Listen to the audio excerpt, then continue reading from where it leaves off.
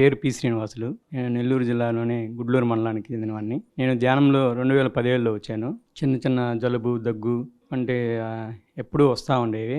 వాటి కోసం ధ్యానంలో రావడం జరిగింది. ధ్యానంలో కూర్చున్న కొన్ని రోజులకి అవి నయమయ్యాయి. నేను స్వతహా ఎంఎస్సి బీఈడీ చేశాను.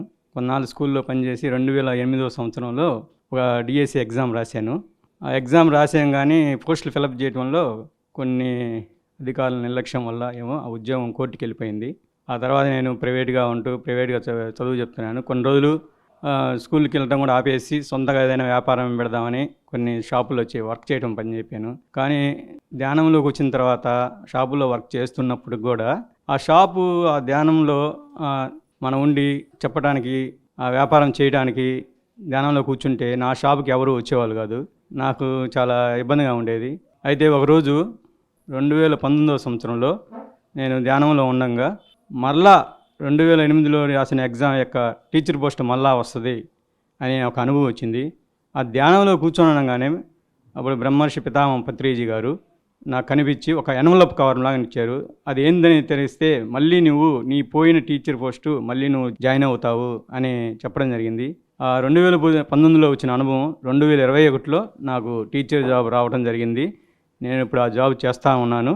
అదేవిధంగా జాబ్ వచ్చిన తర్వాత మా ఊరి నుంచి నాకు 155 కిలోమీటర్ల దూరంలో వచ్చింది. అది 155 కిలోమీటర్ల దూరంలో రావటం వల్ల అక్కడి నుంచి వారం ఇంటికి పోవటం ఇబ్బందిగా ఉండేది.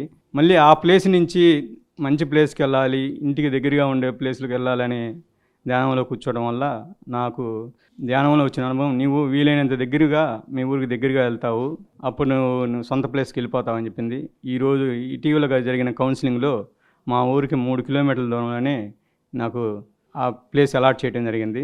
ఆ ప్లేస్లో ఇప్పుడు నేను హ్యాపీగా చేసుకుంటూ రోజు వెళ్తున్నాను. ఇదే నా ధ్యాన అనుభవం. నేను ధ్యానంలో 2017లో ధ్యానంలోకి వచ్చిన తర్వాత ఒకరోజు ఇలాగే ధ్యానంలో ఉండగా ధ్యానం క్లాసులకు అటెండ్ అయ్యి ఇంటికి వెళ్తాగా ఒకరోజు నేను చికెన్ పకోడా షాప్ కాడికి వెళ్ళి చికెన్ తిన్నాను. అప్పుడు మాస్టర్స్ సందేశం వచ్చి ఆ నాన్ వెజ్ని వదిలేసేయి, నువ్వు శాకాహారిగా మారిపోన్నారు. ఆ 2017 ఆ టైంలో నుంచి నేను మాంసాహారం వదిలేసి శాకాహారిగా మారిపోయాను. నేటికి శాకాహారిగానే కొనసాగుతున్నాను.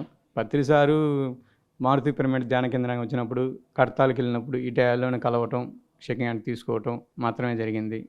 ఈ అవకాశం ఇచ్చిన పిఎంసి ప్రేక్షకులకు ధన్యవాదాలు తెలియజేస్తున్నాను. My phone number 8977978364.